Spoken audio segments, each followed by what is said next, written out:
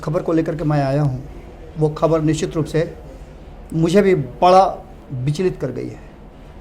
खबर ये ऐसी है जिससे अगर आप में जरा भी संवेदना है, आप जीवित मानव हैं, तो आपको चिंताएं जरूर होंगी और आप उस जगह पर अपने आप को खड़ा करेंगे तो और ज़्यादा आपके भीतर से संवेदनाएं उफान मारने लगेंगी और सामने वाले को आप जवाब देने के लिए तैयार हो जाएंगे।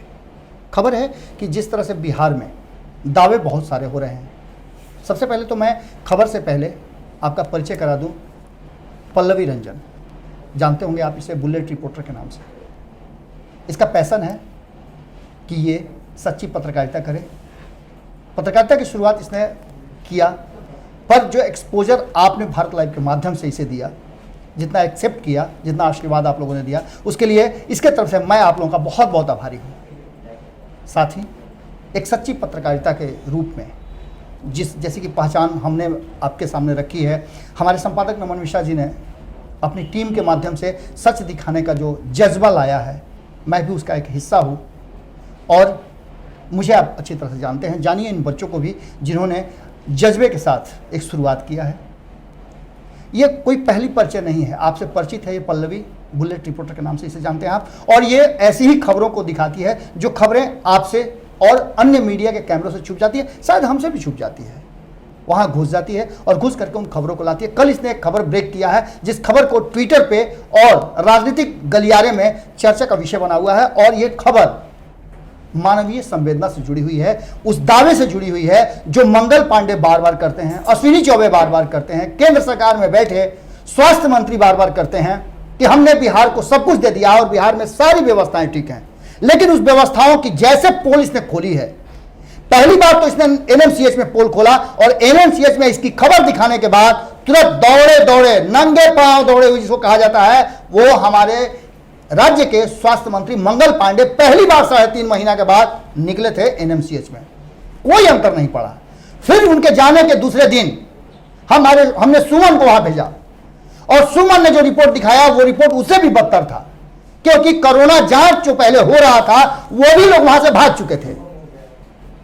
जब पल्लवी वहां पहुंची तो क्या इसने देखा और किस तरह से इसके अंदर भी एक मानवीय संवेदना है और किस तरह से इसने पूरी खबर को किया और कितना मुश्किल में इसने किया, ये खुद बताएगी। कितना मुश्किल हुआ था तुम्हारे लिए? बाबा, सबसे पहले तो लोग वहाँ जाने से डर रहे हैं कि वहाँ कोरोना इतनी तेज़ी से फैल रहा है, ना डॉक्टर अच्छे से ट्रीटमेंट दे रहे हैं, ना जांच कर रहे हैं। लोग अपना गैस सिलेंडर का, ऑक्सीजन का पाइप खुद से लेके जा रहे हैं, ये सोच के कि मैं वहाँ जाऊँगा तो हो सकता है मुझे वहाँ ना मिले, ऑक्सीजन ना मिले तो मैं मर ही जाऊँगा। वहाँ पे हमने आपको दिखाया भी था कि एम्बुलेंस ऐसी लगी और मैं आपको बता दूं कि आप सभी को मैं बता दूं कि इस लाइव के माध्यम से इसने दिखाया था। कोई ऑडियो रिकॉर्ड नहीं था, कोई वीडियो रिकॉर्ड नहीं था, लाइव ये दिखा रही थी। और उस लाइव रिकॉर्डिंग में जिस तरह की बातें सामने आई वो एकदम बिल्कुल वही था जो दिखा रही थी। हाँ, आगे बढ़ो। जी बाबा, तो एम्बुलेंस में वहाँ एक मरीज इतने तड़प रहा था कि उसे आके कोई डॉक्टर 4 घंटे से वो इंतजार कर रहा था कि अब कोई डॉक्टर आएगा, मेरा ट्रीटमेंट करेगा। मैंने देखा एक महिला जो है दौड़ रही थी इधर उधर, कोई भी आ जाए और कोई मदद के लिए तैयार हो जाए। वहाँ ना डॉक्टर उसके पास आ रहे थे, ना वहाँ पे नर्स आ रही थी, कोई नहीं आ रहा था। वो 4 घंटे से तड़प रहा था कि शायद से डॉक्टर आके उसका ट्रीटमेंट करेगा, नंबर लगेगा, लेकिन 4 घंटे से ना नंबर लग रहा था और ना ट्रीटमेंट हो रही थी। ऐसे ही एक महिला के साथ भी हुआ था। वो अपने पति के लिए पारस से एनएमसीएच में आई थी, वहाँ से वो बोला कि उनको यहाँ से रेफर कर दिया गया है। तो यहाँ भी उनको कम से कम 6 घंटे लगे थे बेड मिलने में। सिर्फ बेड मिलने का ये स्थिति है बाबा एनएमसीएच। तो ये एनएमसीएच की स्थिति जो कोविड के लिए सबसे बड़ा अस्पताल बनाया गया है। और दूसरी घटना आपको बता दूं मैं, इसकी पूरी कहानी आपने देखी होगी भारत लाइव पे, यदि आपने नहीं देखा है तो आप पीछे जाकर के देख सकते हैं। ये पूरी कहानी, पूरी story Bharat live, news Bihar, हर जगह आपको मिल जाएगा। और हमारी स्टोरी को देखते हुए बहुत सारे इस पर कार्रवाई भी हुआ, लेकिन असर कुछ नहीं पड़ा। और इस असर का नतीजा हुआ कि जब एनएमसीएच के बाद इसने पीएमसीएच में रेड मारा और पीएमसीएच में जब ये धावा देने गई थी तो अस्पताल में घुसने से पहले ही इसे इतनी बड़ी खबर मिल गई। और उस खबर ने हमें भी आंदोलित किया था। जब हम लाइव के माध्यम से वो देख रहे थे तो इसने दिखाया था कि किस तरह से एक लड़की अपने पिता के अंगों की चोरी की बात कर रही थी। और वो पूरी घटना आपने निश्चित रूप से देखा होगा, कैसे क्या हुआ, कैसे गई, तो तुम्हें कैसे अंदाजा लगा और कैसे उनसे लड़की से बात तुम्हारी हुई? बाबा, मैं बस अपने घर के रास्ते में थी, लगभग 7:30 के आसपास टाइम हो गया था कल के। तो देखा कि वहाँ पे कुछ हलचल हो रहा है रुकी, पत्रकार हूँ तो उसके नाते रुकना पड़ता है कि क्या हलचल हो रहा है, थोड़ा देख लेते, जायजा ले लेते। तो वहाँ पे वो लड़की बोल रही थी कि मैंने पहले भी मीडिया कर्मी को कॉल किया है, उनको किसी ने नहीं सुना है, आप मेरा प्लीज़ हेल्प कर दीजिए। तो इंसानियत के नाते मैं रुकी वहाँ पे, उनसे बात की। तो उन्होंने बताया कि मैं खुद एक दिल्ली एम्स की डॉक्टर हूँ। कल रात को 7:30 बजे मैं पापा को एडमिट करके गई थी यहाँ से। मुझे बोला गया कि आप निश्चित होके घर जाइए। घर जाने के बाद आपके 2 दिन के बाद आपके पापा को, जबकि कोरोना पॉजिटिव वो नहीं थे जी नहीं, उनको पारस से ट्रांसफर करके भेजा गया था कि वो डायबिटीज के पेशेंट है, आप उनको वहां लेके जाइए। और उनका पारस में भी चेक हुआ था, डॉक्टर लाल पैथ लैब है वहां पे भी दोनों जगह निगेटिव, कोरोना निगेटिव। लेकिन रात को 7:30 बजे वहां पे एडमिट किया गया। और सबसे बड़ी दुखद बात थी कि जब इसने उस लड़की से बात किया, डॉक्टर लड़की से, तो उसने कहा कि कोरोना पॉजिटिव नहीं होते हुए भी उन्हें कोरोना मरीजों के साथ रखा गया जी। और मरीजों के साथ रखने के साथ ही जो वहाँ पे मर जाने के बाद जिसमें डाल दिया जाता है, पैक करके ब्लैक पेपर में पैक करके उनको उस जगह पे फेंक दिया गया था।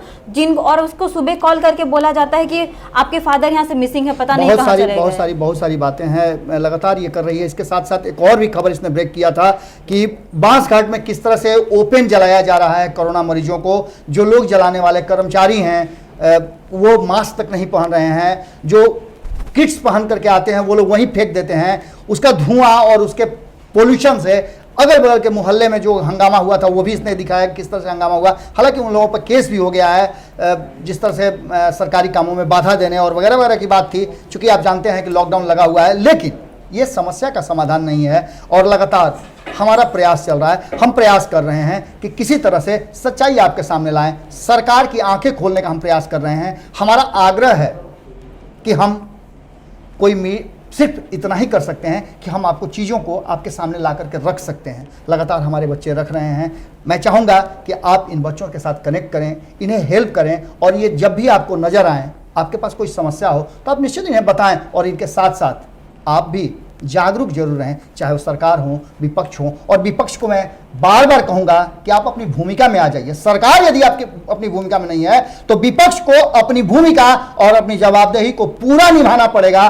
कहा गया था, हमारे ही राज्य के कई राजनीतिज्ञों ने कई बातें कही हैं, जिसमें से एक बात कही गई थी कि सड़कें यदि सुनी हो जाएंगी तो सत्ता आवारा हो जाएगा, और वो बातें देखने को मिल रही है। विपक्ष ज्यादा जिम्मेवार इसलिए है कि उसे जनता की आवाज बनना है और सरकार के नाकामियों को उजागर करना है। यदि कोई समस्या है तो आप हमसे बात कीजिए ना, हम तैयार हैं। और मीडिया चैनल्स की बात नहीं करते, आप कहें कि कौन चोरी कर रहा है, कौन बेईमानी कर रहा है, कौन गोदी मीडिया बन गया, लेकिन भारत लाइव सच्चाई दिखाएगा और दिखाता ही रहेगा, ये बात हम वादा करते हैं। और जिस तरह की हमारी नई टीम है वो पूरी तरह से सब कुछ दिखा रही है, किस तरह से आपके लिए हम सुविधाएं और आपकी बातें सरकार और विपक्ष तक रख सकते हैं। लगातार हमारा प्रयास जारी है और हम एक बार फिर से बहुत बहुत धन्यवाद देंगे पल्लवी को कि इसने जितना हिम्मत और खरेज दिखाया है वो मिसाल जरूर है। आप भी आशीर्वाद बनाए रहें। फिर मिलते हैं किसी खबर के साथ। नमस्कार।